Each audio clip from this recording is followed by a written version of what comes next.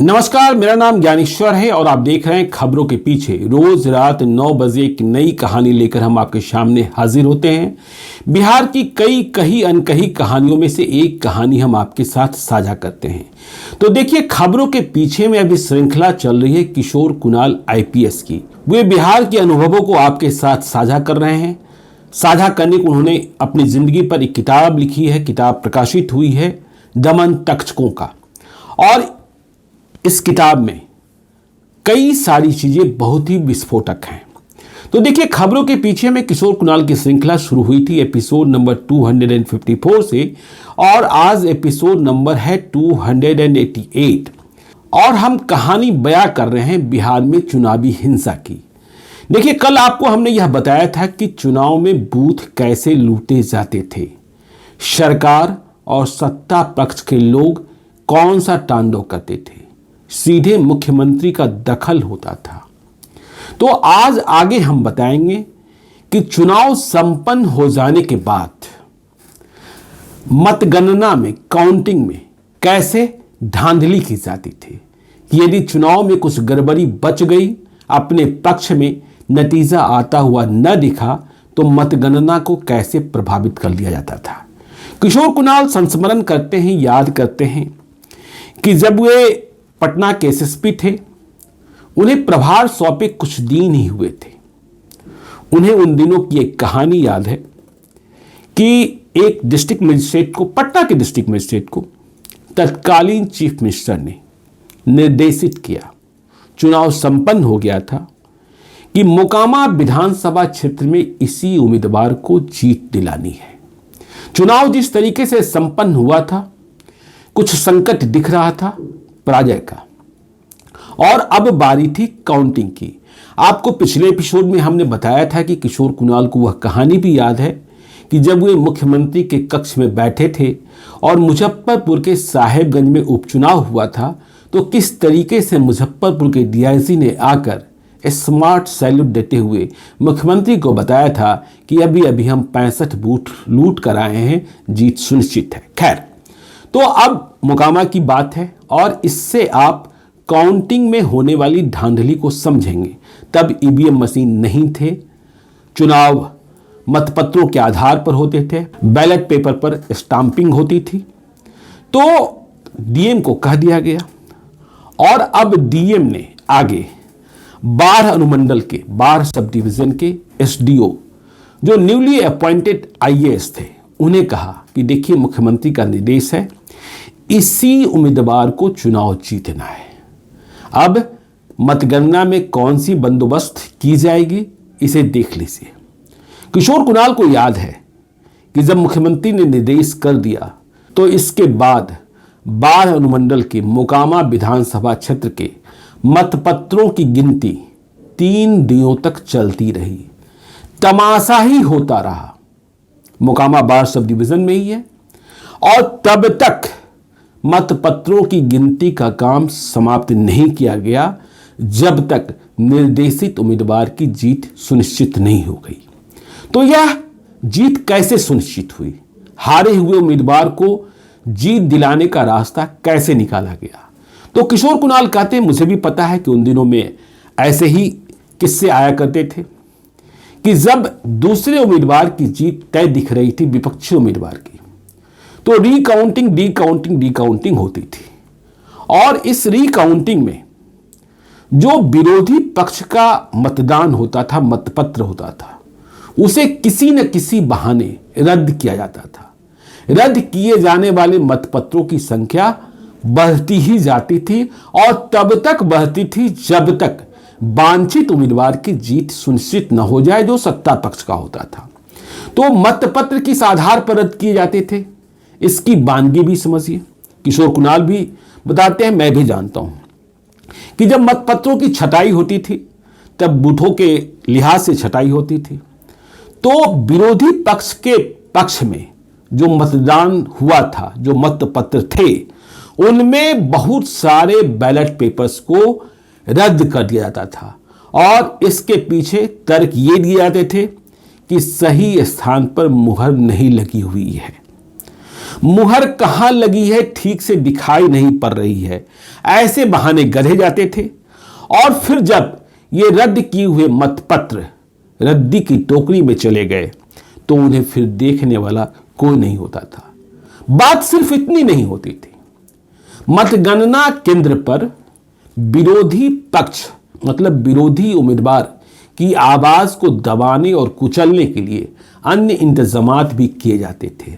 जैसे polling agent होते हैं उम्मीदवारों के, वैसे ही काउंटिंग एजेंट भी होते हैं, आज भी होते हैं। पर तब जोर जबरदस्ती का जोर ज्यादा था। और जैसा मैंने आपको पहले बताया है कि यह बिल्कुल मत समझिएगा कि यह लालू यादव ने शुरू किया था, यह पहले से चला आ रहा था।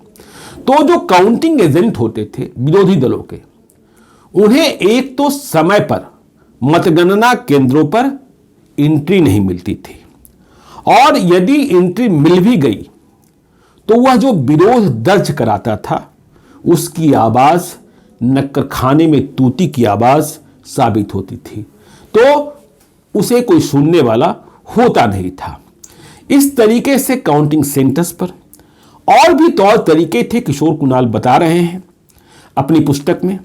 कहते हैं कि देखिए, जब चुनावी महायज्ञ आता था और बूथों का निर्धारण होने लगता था कि बूथ गांव में कहां पर होंगे, तो जो सत्ता पक्ष होता था और उसके जो उम्मीदवार होते थे वे उस गांव में अपने पक्ष के स्थानों को चिन्हित कर लेते थे कि किस टोले में मतदान केंद्र रखा जाना है, जहां हमारे पक्ष के मतदाताओं का प्रभाव अधिक है। विरोधियों की टोली में जो ज्यादा करीब हो, ज्यादा सुगम हो, वहां मतदान केंद्र नहीं बनने देना है। अपने पक्ष के लोगों के बीच मतदान केंद्र की स्थापना इसलिए कराई जाती थी क्योंकि ऐसा करने से वहां बूथ कैप्चरिंग और बोगस वोटिंग में आसानी होती थी, क्योंकि वहां दूसरा पक्ष जो विरोधी पक्ष है आसानी से चढ़ने की हिम्मत नहीं रखता था। बात सिर्फ इतनी नहीं थी, चुनावी महायज्ञ में धांधली की शुरुआत मतदाता सूची के निर्माण के वक्त ही शुरू हो जाती थी। किशोर कुणाल याद करते हैं, और जिन्हें बिहार के चुनावी इतिहास का पता है उन्हें भी इस बात की जानकारी है कि जब वोटर लिस्ट बनने लगता था तो इस बात का ध्यान रखा जाता था कि हमारे विरोध के जो मतदाता हैं, यदि वे कम पढ़े लिखे हैं, निरक्षर हैं, तो उनका नाम ही वोटर लिस्ट से कटवा दो। जब वोटर लिस्ट से नाम ही कट गया और यदि वह चुनाव में वोट देने के लिए मतदान केंद्र पर चला भी गया तो मालूम हुआ कि नाम है ही नहीं, फिर वह वोट देगा कैसे। और ये सारे काम जो हैं सरकार अपने कर्मचारियों से सत्ताधारी पार्टी के एजेंटों के माध्यम से कराती थी, या यूं कह ले कि जो निर्वाचक सूची मतदाता सूची तैयार करने वाले लोग थे वे सरकारी एजेंट हो जाया करते थे। किशोर कुणाल यह भी याद करते हैं, देखिए मुझे भी पता है कि तब आज की तरह एग्जिट पोल नहीं आते थे जो चुनाव संपन्न होने के बाद नतीजे का पूर्वानुमान बताते थे, लेकिन तब के एग्जिट पोल आपस में ही लोग निकाल लिया करते थे। और इसका निर्धारण कैसे होता था? इसका निर्धारण इस रूप में होता था कि चुनाव संपन्न होते ही जो उम्मीदवार थे, चाहे पक्ष के या विपक्ष के, सत्ता पक्ष का जोर अधिक चलता था, वे इस बात की जानकारी प्राप्त करते थे कि अपने पक्ष में कितने बूथों की छपाई हुई है और विरोधी का किस बूथ पर जोर चला है। फिर यह पता कर लिया जाता था कि जो बूथों की छपाई हुई है उसमें कितने प्रतिशत मतदान हुए हैं और विरोधी पक्ष के बूथों पर जहां सख्ती अधिक की गई थी वहां कितना कम मतदान हुआ है। तो इस आधार पर और इस जोर से एक अनुमान निकाल लिया जाता था, जीत हार पहले ही मालूम हो जाती थी और यह सटीक ही होता था, किशोर कुणाल कहते हैं। तो किशोर कुणाल के शब्दों में यदि हम कहें, तब के चुनाव सिर्फ ताकत, तिक्रम और जुगाड़ का खेल था। किशोर कुणाल यह भी बताते हैं, आज भी होता है वैसे तो मैं मानता हूं, कि तब चुनाव की प्रक्रिया को दूषित करने का, पॉलिटिक करने का एक और कारगर तरीका था, वोटों को नोटों के बल पर खरीदना। आज भी खरीदे जाते हैं। उन दिनों यह कहावत चलती थी कि जिसका नोट उसका वोट। मतलब गरीब मतदाताओं के बीच शराब का वितरण, बोतलें बांटकर और कैश का बंटवारा कर वोट को अपने पक्ष में किया जाता था। यह भी सही है कि तब मतदाताओं के, वोटरों के कई ठेकेदार हुआ करते थे, आज भी हैं, लेकिन आज संस्करण नया है, एडिशन नया है, देखने का चेहरा अलग है। तो उन दिनों में ये जो ठेकेदार हुआ करते थे, टोलों में, मोहल्लों में, गांवों में, शहरों में, वे अपने अपने बूथों का ठेका लिया करते थे और कितना वोट किसके पास, इस हिसाब से उम्मीदवार जो होते थे उन्हें धन दिया करते थे। लेकिन ऐसा भी नहीं था कि सारे ठेकेदार ईमानदार ही होते थे। बहुत सारे ठेकेदार ऐसे भी हुआ करते थे जो रुपए तो ले लिए लेकिन प्रचार को निकले ही नहीं। फिर ऐसे भी ठेकेदार हुआ करते थे जिन्होंने रुपए ले लिए, कोई काम नहीं किया, लेकिन ये बाहुबल में इतने मजबूत होते थे कि उनसे कोई पैसा वापस मांगने की ताकत भी नहीं रखता था। फिर ऐसे भी ठेकेदार हुआ करते थे जो रुपया ले लेते थे लेकिन रुपया बांटते नहीं थे, लेकिन इनके प्रभाव में वोट होता था और वे जानते थे कि हम बगैर रुपया बांटे अपने लोगों से वांछित उम्मीदवार के पक्ष में मतदान करा देंगे। तो ये सारे हथकंडे थे। एक और हथकंडा उस जमाने में बहुत तेज चलता था, आज थोड़ा दूसरे स्वरूप में है, कि जब चुनाव की प्रक्रिया शुरू होती थी, नामांकन की प्रक्रिया शुरू होती थी, तो जो उम्मीदवार होते थे वे वोट कटवा उम्मीदवार खड़ा किया करते थे कि हमारे सामने जो उम्मीदवार है उसकी जमात से कोई ऐसा उम्मीदवार खड़ा कर दो जो वोट काट सके। और जो वोट कटवा उम्मीदवार होते थे उन्हें इसके लिए मोटी रकम, अच्छी गाड़ी व अन्य सुविधाएं दी जाती थी। दिन में वह अपना प्रचार करता था और रात में अपने आका को बतलाता था कि उनके विरोधी का कितना वोट काटने में वह सफल होगा। मतलब वह खुद चुनाव जीतने के लिए चुनाव नहीं लड़ता था, दूसरों को जीत दिलाने के लिए जिससे उसने रुपए लिए थे उसके पक्ष में काम करता था। बात पैसे की, किशोर कुणाल कहते कि देखिए, पैसे की कमी, रुपए की कमी उन दिनों में भी चुनाव में नहीं थी।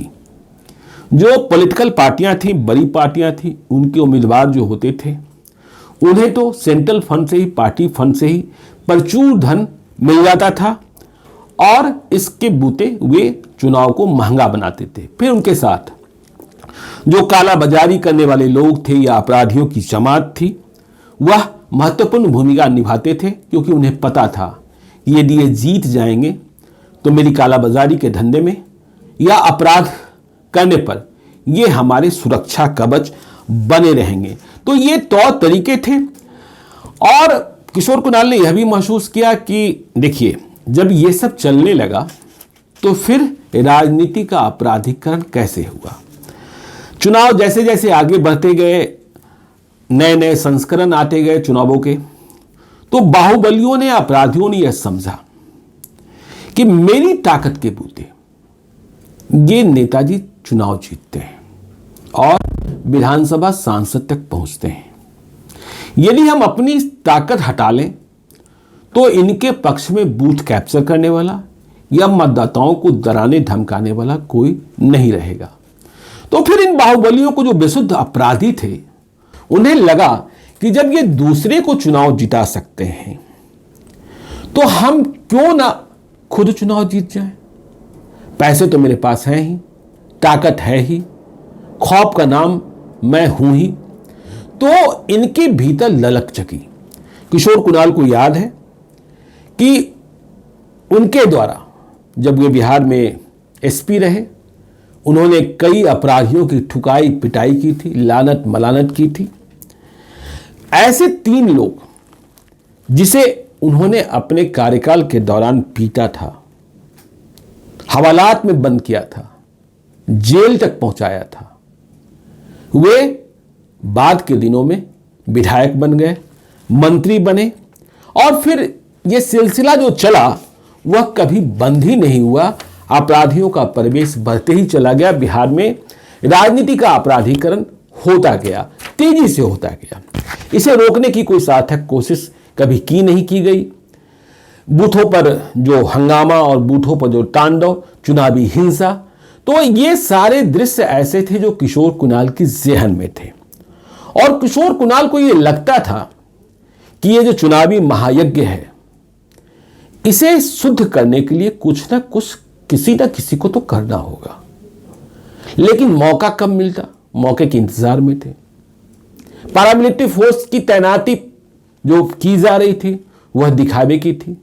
जो पैरामिलिट्री फोर्सेज आते थे उन्हें चुनाव में सीधे बूथों पर तैनात न कर दूसरे कामों में लगा दिया जाता था। रास्ते में चेकिंग, पेट्रोलिंग पार्टी, उड़न दस्ता, इन सारे कामों में। तो किशोर कुणाल मौके की ताक में थे।